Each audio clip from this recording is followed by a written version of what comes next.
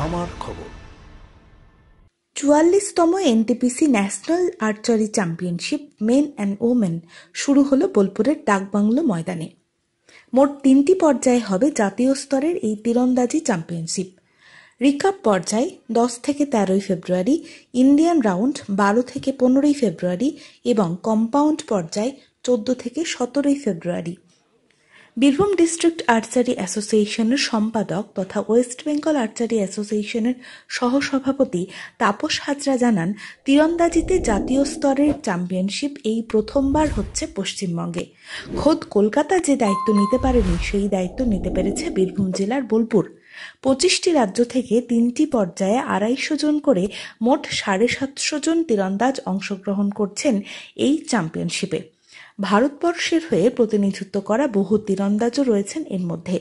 এমনিতেই তীরন্দাজির ক্ষেত্রে বীরভূম জেলার অবস্থান বেশ ভালো।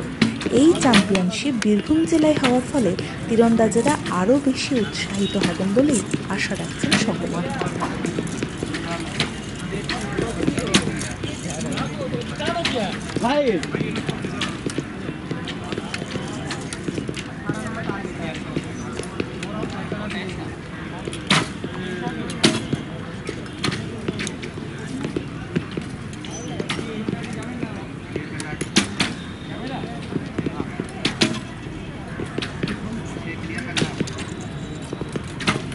এই পশ্চিমবাংলায় সর্বপ্রথম কোনো ন্যাশনাল টুর্নামেন্ট হচ্ছে। এর আগে ন্যাশনাল র্যাঙ্কিং হয়েছে, তাও আমরা বোলপুরেই করেছি।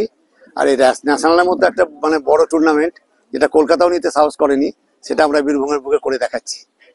এবং এখানে 25টা রাজ্য থেকে 3টে পর্যায়ে 250-250 করে 750 তীরন্দাজ অংশগ্রহণ করছে দেশে। তার মধ্যে আমাদের দেশের হয়ে প্রতিনিধিত্ব করাও বহু তীরন্দাজ আছে ইন্টারন্যাশনালে।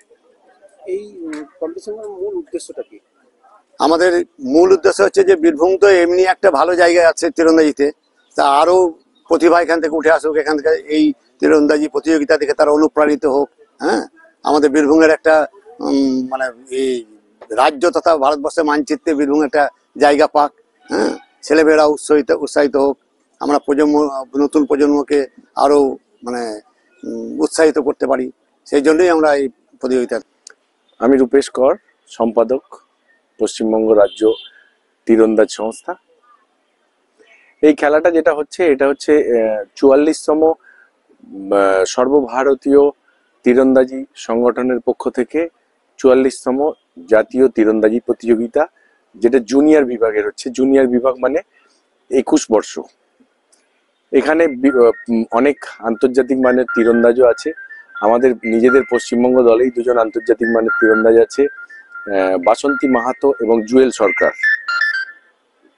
আচ্ছা, এখান থেকে এটার মূল উদ্দেশ্যটা কি?